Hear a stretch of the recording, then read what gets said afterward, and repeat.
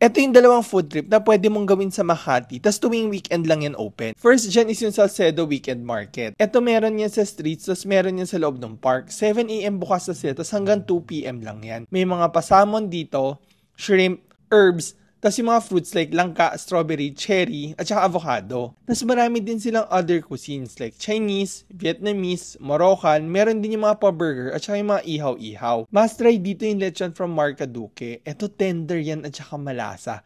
Crispy yung balat, tas madalas ubos na sila ng 11. Marami talagang binibenta dito. Meron yung mga kakanin, cakes, taho, pati mga wooden crafts. May pa-playground din dito for kids pero mas konti yung dining area. If naghahanap ka ng cotton candy sa party, ito pwede for hire si kuya. Sa Legazpi Weekend Market naman, usually 7 AM bukas na rin sila. Mas maraming food options dito at marami din nagbebenta ng damit, toys, pati mga gamit. Pad Thai talaga yung best seller dito from Chiang Thai yan. Masarap dyan at saka maraming bentang Thai dishes. Shrimp or chicken yung choice mo. Tapos fresh lagi yung luto kasi mabilis yan maubos. Sa pastries naman nila pwede na itong peach mango. Saktong tamis lang tapos masarap yung pa-cream sa loob. May mga fruit juice din pala dito, halo-halo, pati mga taho. Ang dami rin nilang benta dito mga pagkain. May mga breads, Danish pastries, flowers, crabs, native chicken, pati mga fruits and veggies, parang palengke na rin talaga.